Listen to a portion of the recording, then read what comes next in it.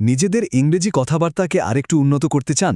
চলুন আজ আমরা এমন 10টা দারুণ শব্দ শিখব যা সাধারণ শব্দের বদলে ব্যবহার করলে কথা বা লেখা দুটোই অনেক বেশি জোরালো শোনাবে। প্রস্তুত তো সবাই? চলুন তাহলে আর দেরি না করে শুরু করা যাক। আশা করি এই আলোচনার শেষে এই 10টা নতুন শব্দ আপনাদের শব্দভাণ্ডারে একেবারে নিজের জায়গা করে নেবে। আচ্ছা, কাউকে বর্ণনা করতে গেলে আমরা সাধারণত কি বলি? কাইন্ড, অনেস্ট, হার্ডওয়ার্কিং, এগুলো তো সবাই বলে। কিন্তু এর চেয়েও আরও সুন্দর আর নিখুঁতভাবে কাউকে বর্ণনা করা যায়। চলুন প্রথমে সেই শব্দগুলোই দেখে নেওয়া যাক। আমাদের লিস্টের প্রথম শব্দটি হল বেনেভলেন্ট। মানেটা তো দেখতেই পাচ্ছেন, দয়ালু বা পরোপকারী। কিন্তু এটা শুধু কাইন্ড বলার চেয়ে অনেক বেশি কিছু। যখন কেউ শুধু মনে মনে দয়ালু নন, বরং কাজেও সেটা করে দেখান, অন্যের ভালোর জন্য এগিয়ে আসেন, ঠিক তখনই তাকে বেনেভলেন্ট বলা যায়। এই যেমন উদাহরণটা দেখুন, the benevolent founder donated to many charities. এখানে এই প্রতিষ্ঠাতা শুধু দয়ালুই নন, তিনি রীতিমতো চ্যারিটিতে ডোনেট করছেন। তার মানে তার দয়াটা কাজে পরিণত হচ্ছে, তাই না? এখানে বেনাভলেন্ট শব্দটা একদম পারফেক্ট। এর পরের শব্দটা আমার খুব পছন্দের, ক্যান্ডিড। মানে সোজা কথায় খোলামেলা, কোনো রকম রাখঢাক না করে যা সত্যি তাই সোজাসুজি বলে দেওয়া। আমরা অনেক সময় বলি না, লেটস বি ফ্র্যাঙ্ক। এই ক্যান্ডিড হলো ঠিক তেমনই, একদম অকপট। যেমন ধরুন, the leader gave a very candid interview about the companies challenges. মানেটা কি? মানে হলো ওই নেতা কিন্তু কোম্পানির সমস্যাগুলো নিয়ে লোকচুরি করেননি, একেবারে সরাসরি যা সত্যি তাই মিডিয়ার সামনে বলে দিয়েছেন। এই সততাটাকেই বলা হচ্ছে ক্যান্ডিড। আচ্ছা, হার্ড ওয়ার্কিং শব্দটা তো আমরা সবাই জানি, কিন্তু ডিলিজেন্ট তার চেয়েও একটু বেশি কিছু। এর মানে শুধু পরিশ্রমী নয়, বরং যে খুব যত্ন নিয়ে মনোযোগ দিয়ে কাজ করে। মানে কাজে কোনো ফাঁকি নেই, একদম নিখুঁতভাবে করার চেষ্টা। এটাই হলো ডিলিজেন্ট। এই যেমন এই ছাত্রটির কথা ভাবুন, the diligent student always completed their assignments on time.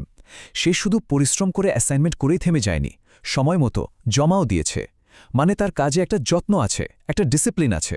এটাই হলো ডিলিজেন্ট হওয়ার আসল স্পিরিট। এই সেকশনের শেষ শব্দটা হল রিলাক্ট্যান্ট। এর মানে হল অনিচ্ছুক। মানে যখন কোনো কাজ করতে ঠিক মন চাইছে না, একটা দ্বিধা কাজ করছে, এই যে একটা করব কি করব না ভাব, সেই অবস্থাকেই বলে রিলাক্ট্যান্ট। এ বাক্যটা দেখুন, the employee was reluctant to take on more responsibility.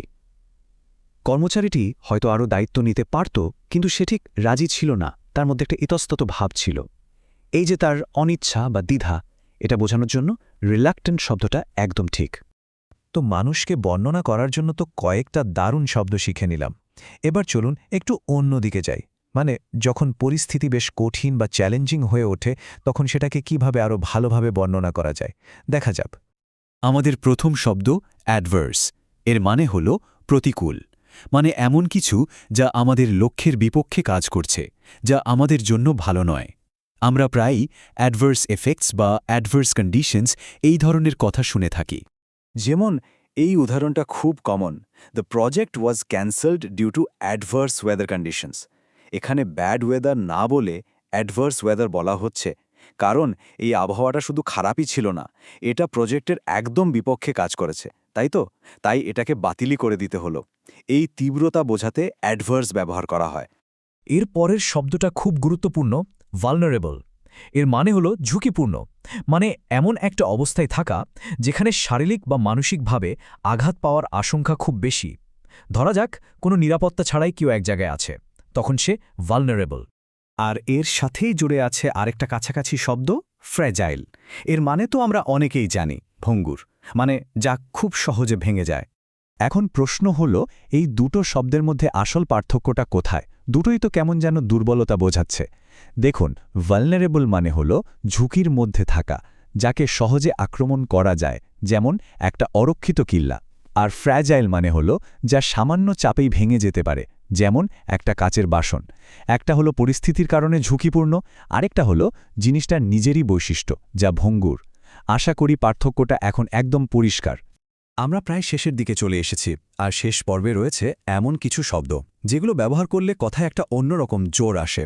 চলুন দেখে নিই এই প্রভাবশালী শব্দগুলো। প্রথমেই আছে অ্যাবান্ডেন্ট। এর মানে হল প্রচুর, কিন্তু এটা শুধু আ লট অফ বা ম্যানি বলার থেকে অনেক বেশি শক্তিশালী। যখন কোনো কিছু প্রয়োজনের থেকেও অনেক অনেক বেশি পরিমাণে থাকে, তখন তাকে বলে অ্যাবান্ডেন্ট।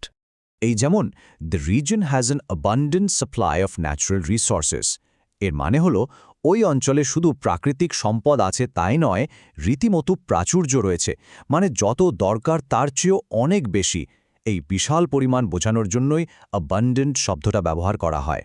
এরপরের শব্দটা হলো আবলেশ। এর মানে হলো কোনো কিছুকে পুরোপুরি বিলুপ্ত করে দেওয়া। এটা কিন্তু শুধু ক্যান্সেল বা স্টপ করা নয়।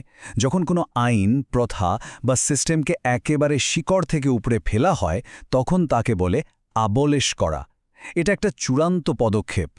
এই উদাহরণটা দেখুন, the new law will abolish the old tax system.